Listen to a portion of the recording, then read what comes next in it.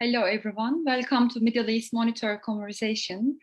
I'm Elif from London. Today, I'm joined by, for our conversation from Khartoum, I'm joined by our guest, Amjad. Hello, Amjad. Welcome. Hi, Elif. Hi, welcome to Middle East Monitor Conversation. Thank you for having me. Hi. Let me briefly mention about your background. He's award-winning Sudanese filmmaker and producer. Today, we are going to discuss being a TV presenter in the Arab world. So, Amjad, he obtained a master in international journalism from St. Mary's University in London. And now he's hosting his own show on Al Jazeera O2. As you know, Al Jazeera O2, a digital platform under Al Jazeera Media Network. And in this show, he is hypothetically talks to an alien friend about humans and life on the earth. So Amjad, you have very unique life story as an award winner TV presenter. Can you please tell us more about you from your childhood to your current career as one of the prominent director in the Middle East region?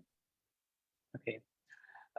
First of all, hi everyone, and glad to be with you here. I started as a filmmaker. I graduated from economics and political sciences, which has nothing to do with me. I just went to college, just for the sake of it. But I've always wanted to make films. And in 2009, after graduating from university, I started making short films. And I was living in Saudi Arabia, and a production company noticed me and they hired me. From 2009 until 2019, it was my full-time job, film producing. I started my own company in Saudi Arabia where we produced films for documentaries and corporate documentaries and short films as well. We were in Cannes Film Festival in 2018. But because I was doing everything myself, I was shooting, I was editing, I was directing, and I was writing. I've always wanted to be as well in front of the camera. It was something I could do, but no one knew about. And when I went to London in 2019, I started making videos. Because of COVID-19. I was stuck at the house. I started appearing in front of the camera, and Al Jazeera O2 picked up some of my videos and they just hired me. So now, instead of being behind the camera, for this moment right now, I'm just, I have my own show, as you said, on Al Jazeera O2, but I'm still making films. Actually, I'm in Sudan right now because I'm shooting a film documentary right now. I was just filming an hour ago. That's why I'm in the car. So I'm doing both things, in front of the camera and behind the camera. Yes. What did inspire you, to become a TV presenter or to become a director? Would you like to share any childhood story with us? Childhood memories. Yes, well, it started with me with video games. I remember in 2000, there was this game called Driver. I don't know if some of the millennials know this game in PlayStation 1. And you get to play, you drive a car around San Francisco and Miami. And after you finish your game, you can direct a movie based on your gameplay. So at that time, I didn't have money for cameras or equipment or anything. The only filmmaking I could do was within this video game Driver. So I get to choose the cameras for the cars, and in my mind, I was directing police car chases in the streets of San Francisco. And from that, I was hooked to filmmaking. And the first couple of films that I made all have to do with cars and car chases and stuff like that. So it started with video games, and I was blessed to turn it into my career. Wow, very, very touching story, actually. Very nice childhood memory. So you are not only presenter, but also scriptwriter of your show for the Al Jazeera. Yes. Can you please talk about more on your show for Al Jazeera? How do you write your script? What is your inspiration for this show? How do you Well, choose your topics every week? um, uh, I was making short poems during the COVID-19 lockdown in London, and these poems are what got the attention of Al Jazeera. So in my show, even though I don't write the whole script for the episode, but at every episode at the end, there's a short poem that comes at the end, and this is what I write in the show. I've always thought that we as humans, we are very interesting creatures, and I wanted to make something that talks about us. Actually, it was Al Jazeera's idea to talk to aliens. So instead of just talking about what we do, for example, marriage in the Middle East, racism, whatever subject it is, instead of me just going out there and talk to the audience, they suggested that why don't we make it as if I was an ambassador for Earth and I'm talking to aliens. So when I talk about marriage, it's like I'm talking to someone who doesn't know anything about human beings, and kind of makes it interesting. So the viewers feel like they're aliens and I'm talking to them. Yeah, very nice point, actually. We are all ambassador, and you see yourself as an ambassador for the human being in the earth. Yeah, this is the exact idea of the show, the Yeah, ambassador of planet Earth. yes. That's why you are filming all around the world, actually, from Istanbul to Khartoum. So how can you describe to travel all around the world as a filmmaker despite COVID-19? Luckily, right, I haven't been stuck in any country now because of we haven't been to any countries that are restricted, you know, with restrictions for the COVID-19. Not a lot of countries we have been after the coronavirus, but this is one of the things that I really love about filmmaking and getting to travel around. You could say around the world, because we film in different countries, and you never know what you're gonna go to film. So it's a bit of uncertainty and at the same time excitement, because you never know what could go wrong. You never know what could turn into a lucky accident. It's just an adventure, really. And right now I'm in Sudan, and we are filming in the most difficult situations you can imagine. But at the end of the day, when you just put the cameras away, you feel like you've done something great, because if it was easy, I guess everyone would be doing it. I see. Amjad, you are also TED speaker. Am I right? Yes, that was a long time. That was 2012. Yeah, in 2012, during your speech for TED Talks, you highlighted one great point. I remember. I watched it last night, and you said the greatest pleasure in life is doing what people say you cannot do. Yeah. So, as an inspiring filmmaker, what are your suggestions for young filmmakers? It's not just for filmmakers. People always say, don't let people tell you you cannot do something. Actually, I think the other way. I think the best thing is for you to let people tell you that you cannot do something, because when you actually get to do it at the end, you feel so good when you get to prove people wrong. So if someone would tell you you cannot do whatever, just let them speak. Don't stop them, because this is the best motivation you could use. If someone tells you that you cannot do this, whether you're a filmmaker or anything else, You need people around you to tell you that you cannot do this, because this is a great push for you. Yeah, I see. So this is your suggestion for the young filmmakers all around the world. Yeah, just let the haters hate and let the doubters doubt. Yeah. And do you. Yeah. Yes, nobody will put you on the red carpet, and nobody will award you as a Oxford as a winner of Oscar. You are gaining your fame with your sweat, actually sweating. So I can understand you. So as we are covering mainly Middle East as a Middle East monitor. It is not political.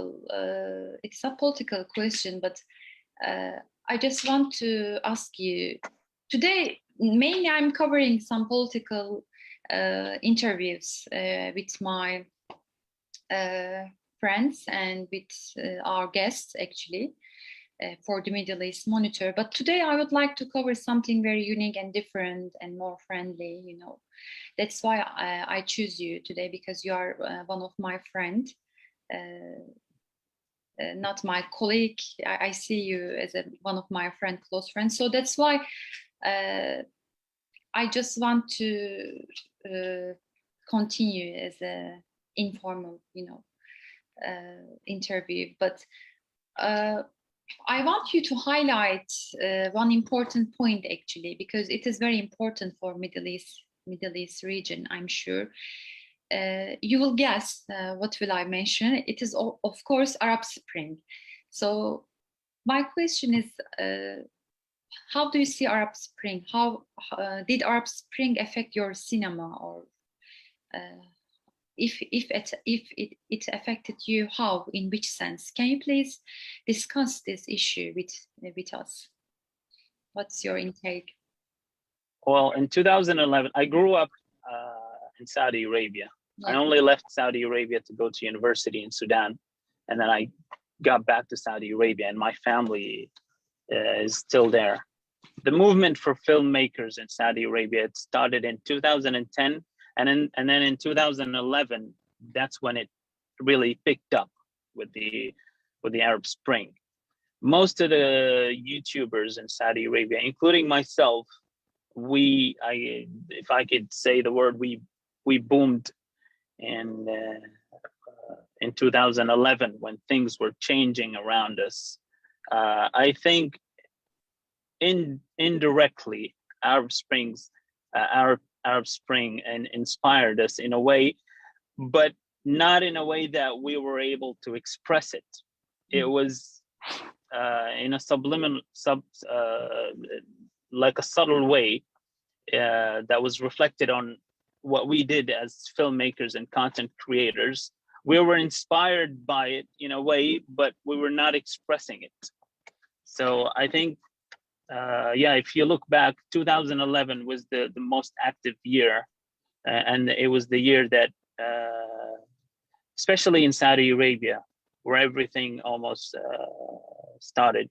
One of the big companies in Saudi Arabia for YouTube is called after the number 11. Mm-hmm. And it is literally because it was the year where the Arab world started to change. And it's still running until this moment. But of course, no one is expressing it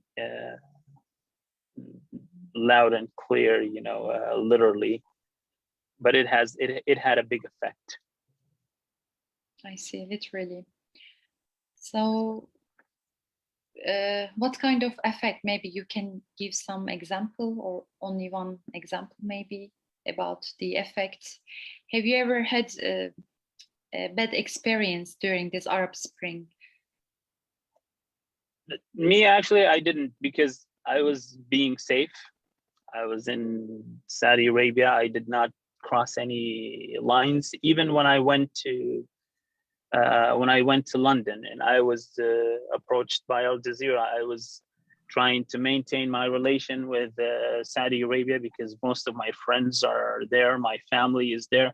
So I always kept it safe. And I'm glad that I did this. I didn't lose any of the sites, because now, you know, with the Qatar and Saudi Arabia coming back together, Yeah.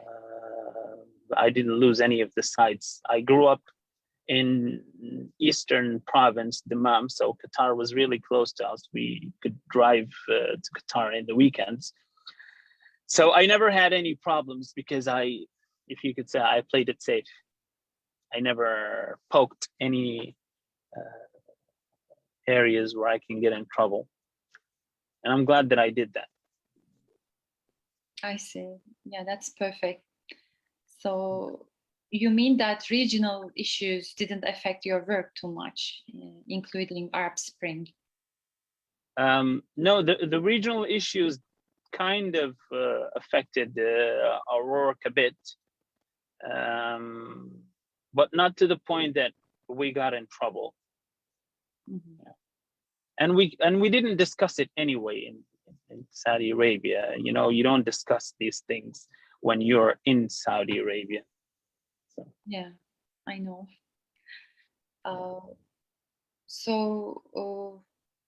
After you started this show in Al Jazeera, especially at the age of COVID, you know, during the COVID, what was the reactions of your audiences? You know, can you please share this?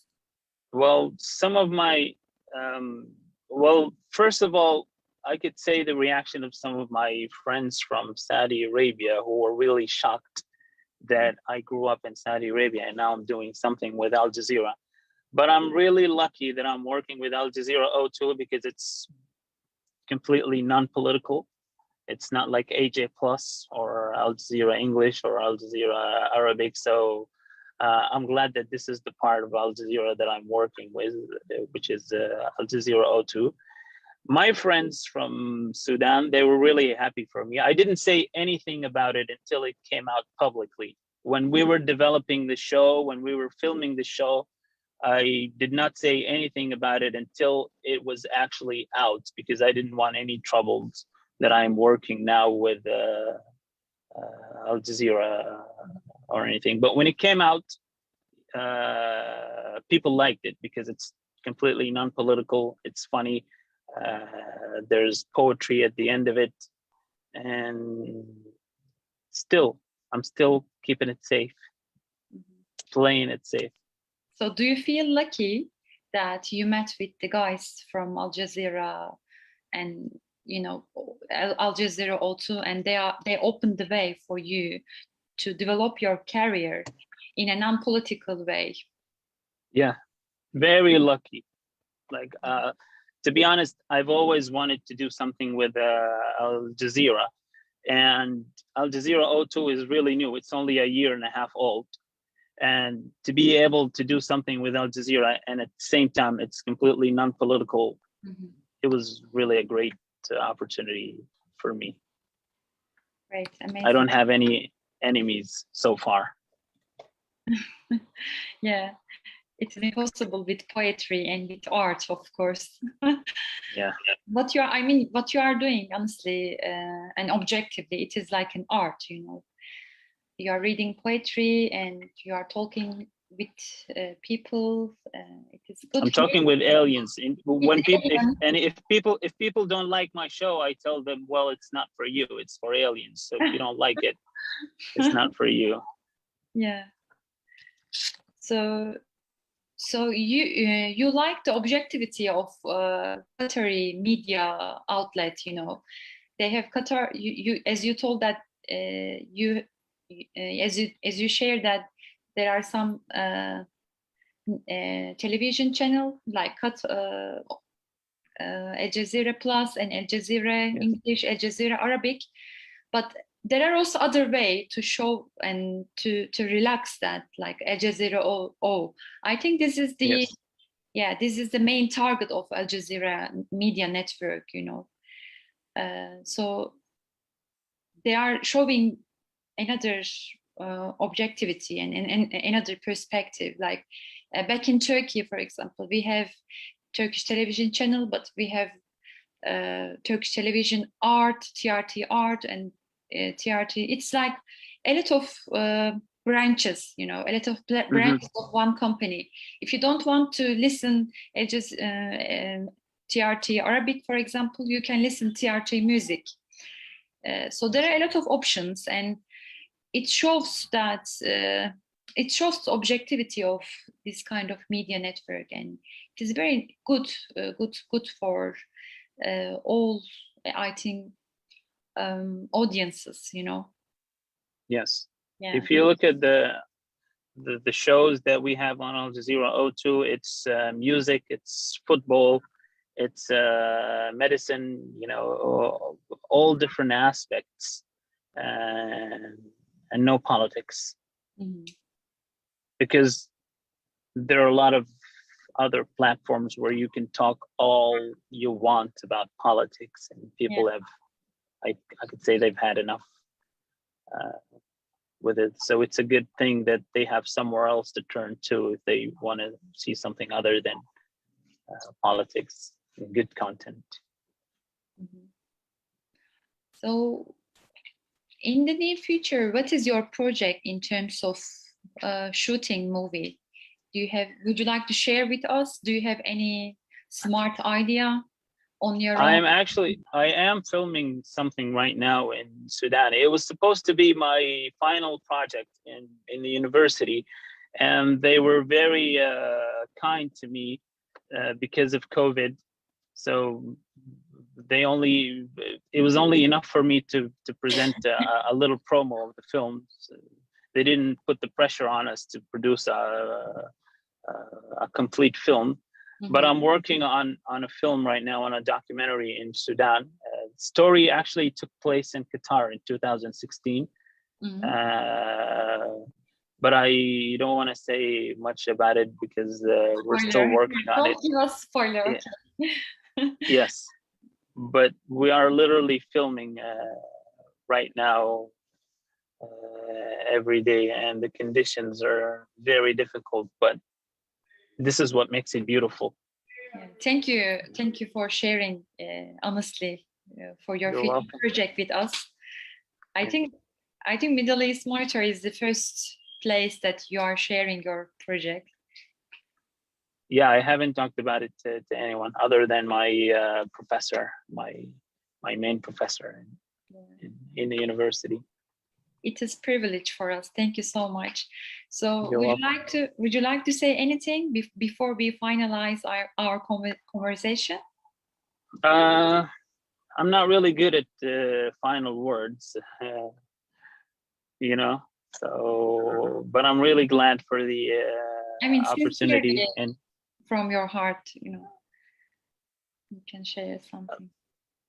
The most important thing I said, if there's any young audience that is watching this, is just to let people who are trying to put you down, just let them speak. Don't stop them, because this could be the motivation that you need when people tell you that there's something you are unable to do. I think I've already said what I'm supposed to say. So you are saying be yourself no matter what they say. Yeah. Like a sting. Yeah. Like a sting. Yes, exactly. You remind me of Sting's song, Be Yourself No Matter What They Say. Not a big fan of Sting. Yeah. Yeah. Yeah, please go ahead.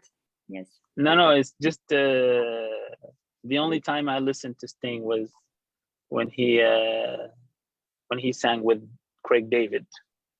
That was the only time. Yeah, I like Sting.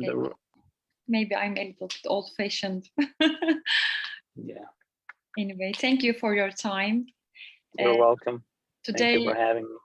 Yeah, today I'm joined by one of the prominent film director and TV presenter, Amjad. He's one of my friends from Khartoum. Thank you for joining us. See you for the next time for next MEMO conversation session. Have a nice day.